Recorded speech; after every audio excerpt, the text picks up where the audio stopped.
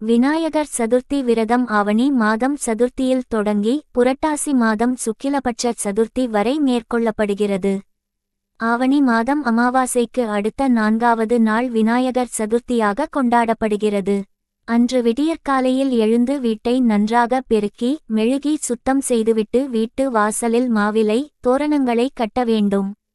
வீட்டின் வாசலுக்கு இருபுறமும் வாழைமரக் கன்றையும் கட்டி வைக்கலாம்.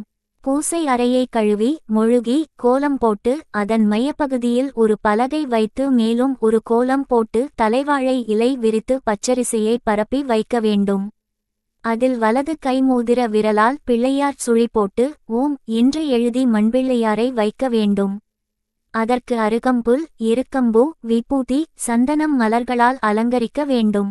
அதன் பிறகு விநாயகருக்கு பிடித்தமான கொழுக்கட்டை மோதகம் தேங்காய் வெல்லம் கலந்த மாவு உருண்டை விளாம்பழம் அப்பம் சுண்டல் அவல் பொரி கடலை எள்ளுருண்டை போன்ற நிவேதன பொருள்களை வைத்து தூபமிட்டு சாம்பிராணி புகை காட்டி சூடம் ஏற்றி வழிபட வேண்டும்.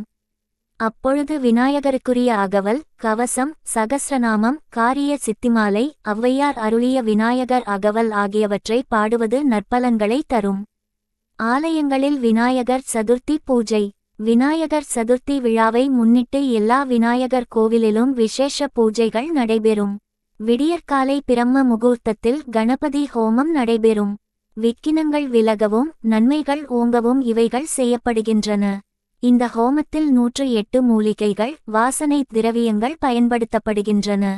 கணபதி ஹோமத்திற்குரிய திரவியங்கள் 8. அவை மோதகம் அவல் நெய் பொரி சத்துமா கரும்பு கொப்பரை தேங்காய் சுத்தமான எள் வாழைப்பழம். இதை தவிர அருகம்புல் விளாம்பழம் நாவல் பழம் மாதுளம்பழம் இவைகளையும் ஹோம நிவேதனமாக செய்ய வேண்டும். முதலில் தைலக்காப்பு பிறகு மாகாப்பு அரிசி மாவு பஞ்சாமிர்தம் தேன் நெய் பால் பழ வகைகள் தயிர் கரும்புச்சாறு விபூதி சந்தனம் பன்னீர் அபிஷேகங்கள் செய்யப்படும். மாலையில் விநாயகருக்கு சந்தனக்காப்பு விபூதிக்காப்பு பூவலங்காரம் நடைபெறும். துளசி இலைகள் விநாயகர் சதுர்த்தி அன்று மட்டும் பூஜைக்கு உகந்தது.